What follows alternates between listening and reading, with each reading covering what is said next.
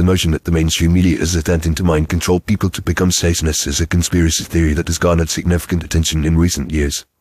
While it may seem far-fetched, it is essential to examine the ways in which the media may be subtly promoting satanic ideologies or values. This essay will delve into the possible methods employed by the mainstream media to influence people's minds and explore the underlying reasons behind this supposed agenda. One of the primary ways the media may be promoting satanic ideologies is through the glorification of darkness and evil. Many popular TV shows and movies feature characters who embody satanic traits, such as a lack of empathy, a desire for power, and a disregard for authority. These characters are often portrayed as complex and intriguing, making them appealing to audiences. The media's fascination with true crime stories, serial killers, and occult practices also contributes to a cultural obsession with darkness and the macabre. By sensationalizing these topics, the media may be desensitizing people to the evil and violence that Satanism represents.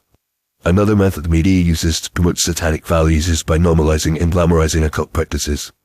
Many celebrities and influencers have publicly expressed their interest in witchcraft, astrology, and other forms of spirituality that are rooted in occultism. The media's coverage of these celebrities' spiritual practices often presents them as trendy and cool, making them appealing to young and impressionable audiences. This can lead to a fascination with the occult and a desire to explore these practices further, potentially drawing people into satanic ideologies. The music industry is also a significant contributor to the promotion of satanic values. Many popular musicians have incorporated satanic symbolism and imagery into their music videos, live performances, and album artwork. Some artists have even explicitly expressed their admiration for satanic ideologies or have used their music as a platform to promote anti-Christian and anti-establishment views. The media's failure to critically examine these artists' ideologies and instead celebrating their creativity and talent may be seen as a form of tacit endorsement.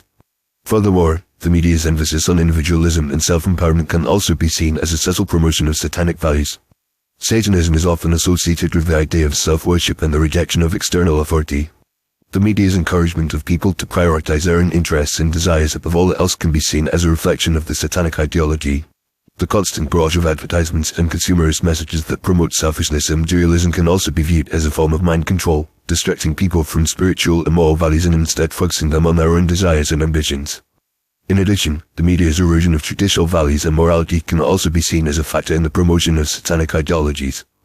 The constant exposure to violent and explicit content can desensitize people to the consequences of their actions and make them more accepting of morally reprehensible behavior.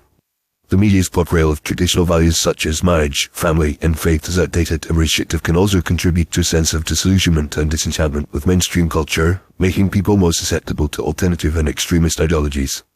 It is essential to note that the idea of a coordinated effort by the mainstream media to mind control people into becoming Satanists is likely an exaggeration. However, it is undeniable that the media has a significant influence on people's perceptions and values. By promoting darkness, occult practices, and individualism, the media may be subtly contributing to a cultural shift away from traditional values and towards a more satanic worldview. While this may not be a deliberate attempt to create a satanic mind control program, it is crucial to recognize the potential consequences of the media's actions and to promote critical thinking and discernment in the face of pervasive cultural influences.